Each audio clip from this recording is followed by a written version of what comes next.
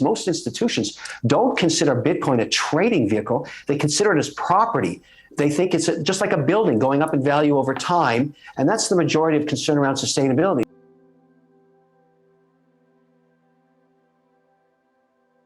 You've got to understand something. People are very excited about crypto, but the truth is the real money, the institutional money, is not there yet. So the majority of Bitcoin is held by individuals or hedge funds or high net worth individuals or family offices in the domestic market. But I work closely with lots of pension plans and sovereign funds. They're not touching any of this yet for one singular reason.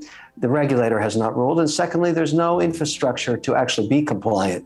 And so the reason you would want to take a position in this is you see the long-term opportunity of saving costs, being more efficient, more transparent, faster. All of these things can be provided by cryptocurrencies and the blockchain. This is great technical innovation, but you don't have a regulator that's made a decision yet. So in some ways, Jamie Dimon's right.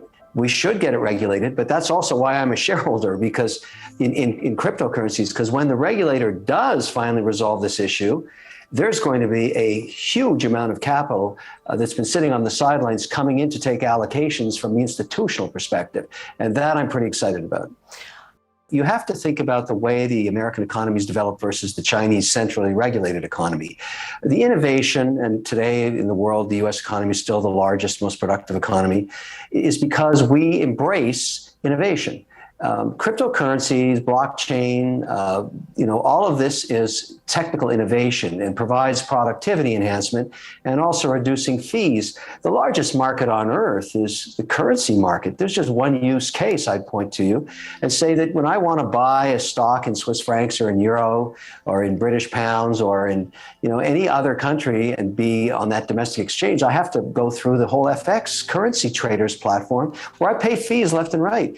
Over time, as regulators adopt payment systems that are, regulated and approved by regulators in multiple geographies, those costs and that transparency and that block ledger is going to be far more efficient than anything we're doing right now. And I think even the SEC realizes that and knows that this is innovation and it requires a good study before they actually rule on it. But I don't think we're going to be like China, where the great leader, or whatever you want to call him, decides personally he doesn't like how many hours your kids are watching videos or whether or not blockchain has merit as a productivity tool. That's not the way the American economy works. So I'm making the assumption that you just have to wait until the regulator makes their movement. And there's so many different use cases that look so much great potential. That why wouldn't I be an investor? Why wouldn't I place some bets with a diversified portfolio of cryptocurrencies and level 1 and level 2 blockchains?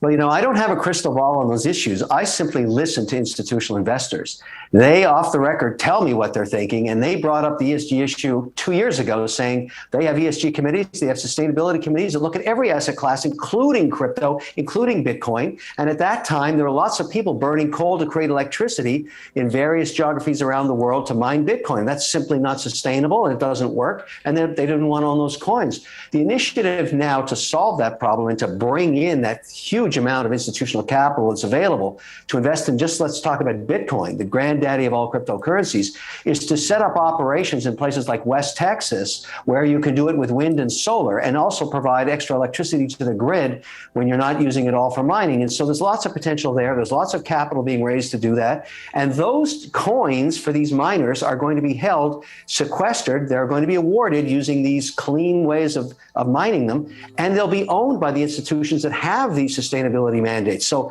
they'll know the origin and the date of award, and they'll know that it was done sustainably, and they're happy to hold it. What people need to understand is most institutions don't consider Bitcoin a trading vehicle. They consider it as property. They think it's just like a building going up in value over time. And that's the majority of concern around sustainability. So if they can buy the coin, mine sustainably, and just hold on to it, know with certainty the origin of that individual coin, problem solved. And believe me, there's lots of capital trying to solve that problem right now, and I'm part of it. So do you think that there's going to be two asset classes of Bitcoin? Those that were mined previously using unsustainable energy and those that have been mined using cleaner energy? Do you see a bifurcation in the classes of Bitcoin going forward? There was an attempt to do that and put a wrap around Bitcoin, but that was rejected because we need fungibility. We can't have two classes because you could argue that one class would be worth more than the other, and it causes confusion if you consider it a simple asset. So there's going to be two classes of owners of Bitcoin, those that don't care about sustainability, and I'm not one of those, and those that are mining their own coin, getting it awarded in sustainable ways. And there's a third way to play it. You can find the equities of public miners that only mine sustainably, that keep their coin on their balance sheet and own the shares. You'll find that they trade in the same volatile fashion as Bitcoin does. Hut 8, HUT, on NASDAQ is a good example. I'm a shareholder of that company, and it's very correlated to the price of Bitcoin. So I have exposure that way too. And the CEO there has a mandate to, number one, maintain ownership of the coin on her balance sheet. Jamie Leverton is her name. And number two, mine sustainably. That's her mandate. That's what she wants to do. This is a really good company run by a very good manager and a woman that understands what institutions want.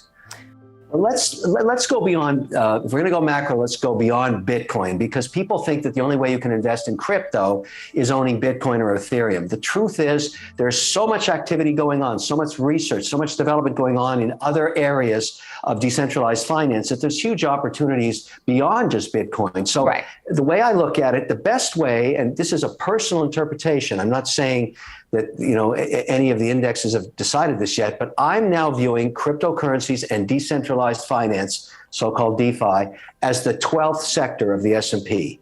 Nobody's decreed that yet, but I'm doing it in terms of how I manage my own operating portfolio and the operating company. So in my view of the world in investing, I look at never owning more than 20% in any one sector, currently 11 sectors, including real estate in the S&P 500, and never owning more than 5% of any one name in any sector. So when I wrap my head around those mandates that are self-imposed in how we operate, we make sure that we think of crypto that same way. So we don't want to just own Bitcoin. We do. Sure. But I also own Ethereum, ETH. I also own Solana. I also own all kinds of other blockchains, level 1, level 2. And what I've decided to do, because I get bombarded with questions about what I own outside of Bitcoin, I formed a relationship with FTX. As you may be aware, I'm a paid spokesperson for them and also a shareholder now in the FTX private company, because I wanted a platform that could actually hold my interests in a compliant